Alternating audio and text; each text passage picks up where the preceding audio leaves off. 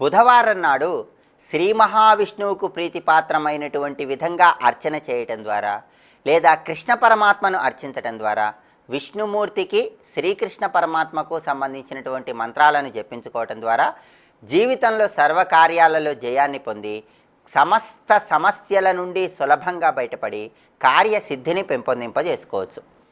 ఎవరైనా సరే సంతానం లేని వాళ్ళు లేదా పిల్లలు పుట్టి చనిపోతున్నటువంటి వాళ్ళు బుధవారం నాడు సంతాన గోపాలస్వామిని అర్చన చేసి శ్రీకృష్ణ పరమాత్మ చిత్రపటం ముందు 3 అంగుళాల ఎత్తు ఉన్నటువంటి జంట దీపాలను వెలిగించినట్లయితే స్వామివారి యొక్క అనుగ్రహం ద్వారా సంతాన సిద్ధి ఏర్పడుతుందని, సమస్త సంతాన సంబంధమైనటువంటి దోషాలను తొలగింపజేసుకోవచ్చని శాస్త్రాలలో వర్ణించడం జరిగింది. దీనితో పాటుగా ప్రత్యేకంగా 3 అంగుళాల ఎత్తు ఉన్నటువంటి జంట దీపాలను నేతితో వెలిగించినట్లయితే ఇంకా సులభంగా శ్రీకృష్ణ పరమాత్మ యొక్క అనుగ్రహాన్ని పొందవచ్చు. ఆ విధంగా దీపాలను వెలిగిస్తూ స్వామికి సంబంధించిన ఏ మంత్రాన్ని జపం చేసుకోవాలో ఇప్పుడు మనం చూద్దాం.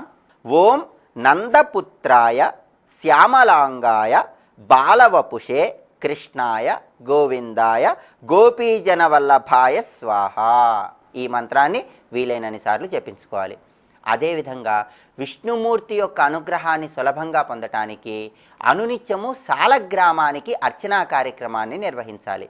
ఎవరైతే ప్రతిరోజు సాలగ్రామ పూజలో 4 అంగుళాల ఎత్తు ఉన్నటువంటి జంట దీపాలను ఉపయోగించి సాలగ్రామ పూజ చేస్తారో వాళ్ళకి విష్ణువు యొక్క అనుగ్రహం సులభంగా కలిగి సమస్త అనారోగ్య సమస్యలు కూడా తొలగించబడతాయని శాస్త్రాలలో వర్ణించడం జరిగింది. కనుక సాలగ్రామం ముందు 4 అంగుళాల ఎత్తు ఉన్నటువంటి జంట దీపాన్ని వెలిగించి ఒకసారి విష్ణు సహస్రనామ పారాయణ చేసినట్లయితే సమస్త అనారోగ్య సమస్యల నుండి సులభంగా బయటపడవచ్చు.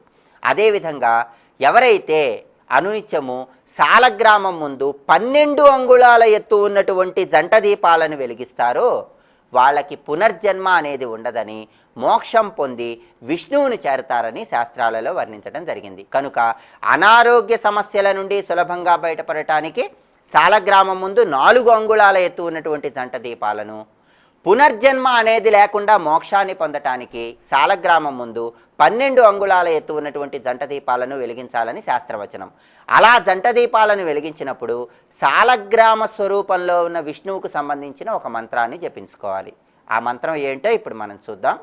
ఓం నమో భగవతే విష్ణవే శ్రీ సాలగ్రామ నివాసినే సర్వాభీష్ట ఫలప్రదాయ సకల దురిత నివారిణే సాలగ్రామాయ స్వాహ. ఈ మంత్రాన్ని వీలైనన్ని సార్లు జపించాలి. అదేవిధంగా సంతానం కావాలని కోరుకునే వాళ్ళు ఎవరైనా సరే, ప్రత్యేకంగా సంతానంలో కూడా మగపిల్లలు కావాలని కోరుకునే వాళ్ళు ఎవరైనా సరే బుధవారం నాడు సంతాన గోపాలస్వామి వారి చిత్రపటం ముందు 9 అంగుళాల ఎత్తు ఉన్నటువంటి జంట దీపాలను వెలిగించినట్లయితే ప్రత్యేకంగా మగ సంతానం కలగటానికి ఆస్కారం ఎంతగానో ఉందని శాస్త్రవచనం.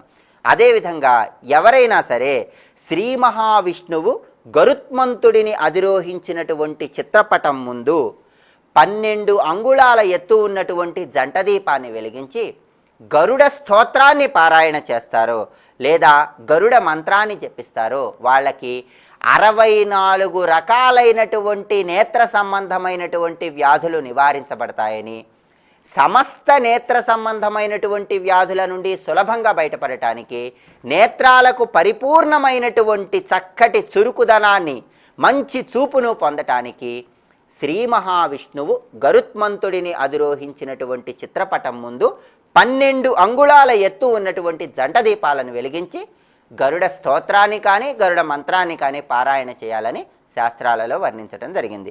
అదేవిధంగా దంపతులు ఎవరైనా సరే ఎక్కువగా విభేదాభిప్రాయాలు వస్తున్నటువంటి తరుణంలో బుధవారం నాడు లక్ష్మీనారాయణులకు జామ పండును నివేదన చేసి దాన్ని ప్రసాదంగా స్వీకరించినట్లయితే దాంపత్యపరంగా ఉన్నటువంటి కలహాలన్నీ కూడా నివారించబడతాయి. ఈ విధంగా బుధవారం నాడు శాస్త్రములో చెప్పబడినటువంటి విధంగా విధి విధానాలను అనుసరించినట్లయితే సకల కార్యాలలో జయం ఏర్పడుతుందని, కార్యసిద్ధిని పొందవచ్చని మనకి పురాణాలలో శాస్త్రాలలో వర్ణించడం జరిగింది. ఈ సూచనలు పాటిస్తూ బుధవారం నాడు ప్రత్యేకంగా సంతాన భాగ్యం కోసం శ్రీకృష్ణ పరమాత్మ చిత్రపటం ముందు 3 అంగుళాల ఎత్తు ఉన్నటువంటి జంట దీపాలను వెలిగించి ఏ మంత్రాన్ని జపం చేయాలో ఇంకొకసారి చూద్దామా మరి.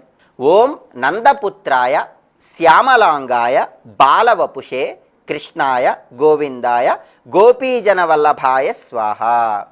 అదేవిధంగా సాలగ్రామం ముందు 4 అంగుళాల ఎత్తు ఉన్న జంట దీపాన్ని కానీ 12 అంగుళాల ఎత్తు ఉన్నటువంటి జంట దీపాన్ని కానీ వెలిగించి మంత్రశాస్త్రపరంగా ఏ మంత్రాన్ని జపించుకోవాలో ఇంకొకసారి చూద్దామా మరి.